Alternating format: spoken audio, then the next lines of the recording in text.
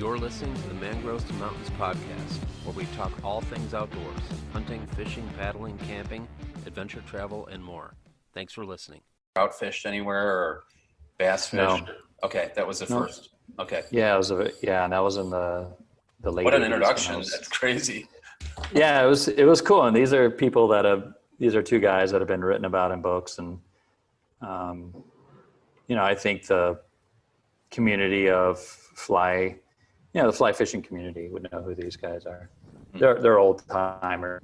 I just happened to be on the boat with them. It was kind of cool. So I didn't know they're as cool as other people actually knew they were. And then you've done a lot of fly fishing since then, mostly in Florida, but you've also fished for trout, right? Oh yeah. Mm-hmm. Yeah. So what was interesting, so I was introduced to fly fishing. I started fly fishing in saltwater right away. Then I moved away for a while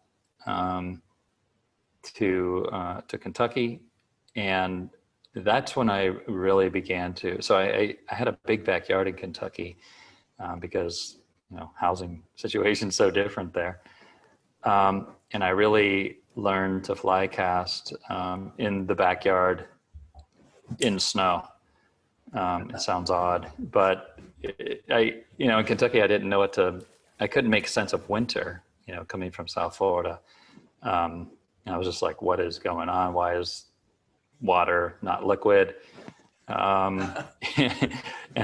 I just, I had this diagonal that I could cast, and I was literally out there casting, learning. I was determined to be a really good caster.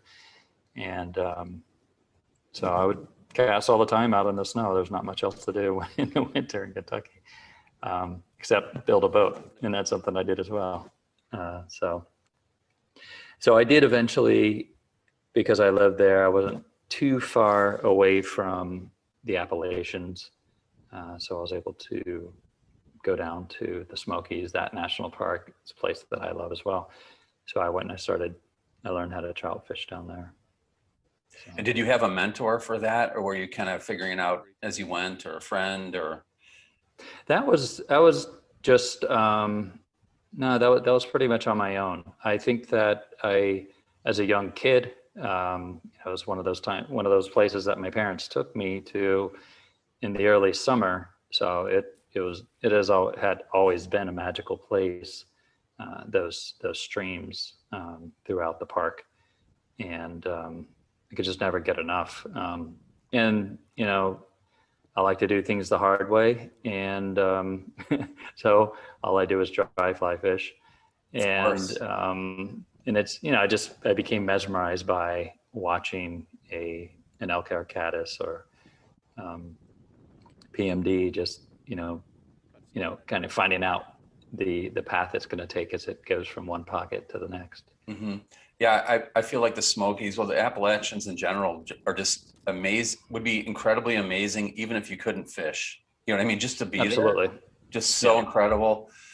The topography, these super old mountains, and then be able to fly fish for a beautiful jewel-like trout on top of that is something special. Like, it's heaven for me. Yeah, and you mentioned jewels. Salamanders were some of the first things that really got me interested in the Smokies as well. And the Southern Appalachians has the greatest diversity of salamanders in all the U.S., possibly to a greater extent. Oh yeah. Mm-hmm. Yeah, just all the microclimates and some of the relatively speaking high altitude and southern extension. Very cool. My friend Dalton, he's a middle school teacher. He teaches English, and on the last day of school, I think the last couple of days this past school year, he took his class out there's some woods really close to the school, and they just went out there, and there's a little stream, and they were just spent a couple hours looking for salamanders, and the kids were so excited. He said they were like, this is the best class we've had all year. This is incredible. And then he was identifying them and took for them, and they're just got them excited about nature. Oh, absolutely. Really great way to end the school year, I think, for them. Yeah, get them started in the summer. Yeah, exactly. Absolutely. So you want to talk about your professional background with science? Yeah, sure.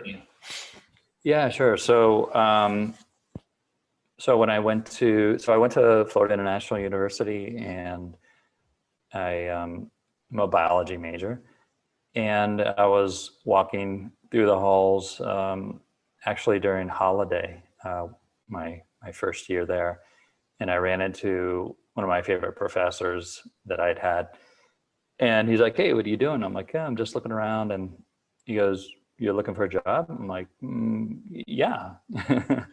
So it's like, good. I need someone like you to come into my lab. So it was great because it was my introduction to how science is done, and in particular ecology. So it was an ecology lab doing research in the Everglades, and it was really too good to be true. And it also had a really positive impact on me because there were very serious students working in the lab, and they held me accountable. And but again, it was another situation where my passions lined up with a job opportunity. So it was great to take the courses that I was taking, and then also work in the lab. And also, I loved going out and doing field work and collecting specimen and coming back and identifying all of them. So that was a great experience. So that was kind of my introduction to the science part. Then, of course, I went to school there and completed my degree in biology. And then right after I did that, I started working full time as a field biologist for that same lab. And that was a great experience. It was a lot of fun. Basically piloting an airboat through Shark Slough, and also Taylor Slough, into Everglades National Park. It was actually quite a privilege to be able to do that. We had to follow a lot of rules. And Yeah, I read that in your bio. Even though we've known each other a long time, I didn't know that you'd ever piloted an airboat, or maybe you told me and it just, I don't know. It was a while ago. Yeah. Yeah, that's really cool. That was intriguing when I read that. Yeah, something that may be of interest to you is driving an airboat during the dry season, and in the middle of the trail up ahead is a stag, a male deer. Yeah, I mean, it's funny calling a Florida white-tailed deer a stag, or yeah, a buck, really. Yeah, so it was a buck just standing in the frozen, actually, in the trail of the airboat. And I'm like, this is odd. But actually, not for the Everglades. It's not uncommon to see deer walking through the marsh. But yeah, that's something that was pretty cool. Yeah. Have you ever fished from an airboat? I was just curious because I know Flip Pallet, he'll go out and he hunts and fishes from his airboat. Have you ever fished from one? No, I haven't.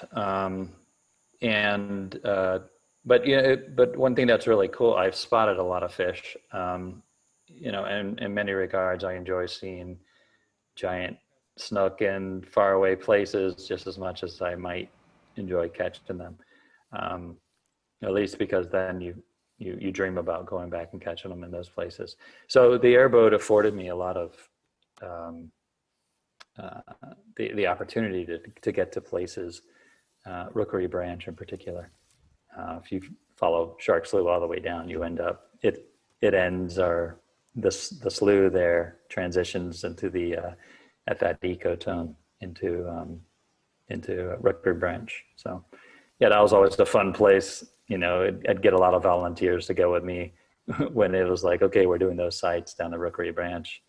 There were other fishing folks in the lab that would always want to go down the Rookery Branch. Oh yeah, that's legendary. So yeah, when we sampled.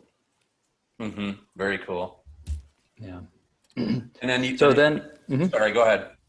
No, I was just going to say that, yeah, then when I moved, so I did that for full time for a year. I had been doing that for about 3 years as an undergrad. Whenever I could, have days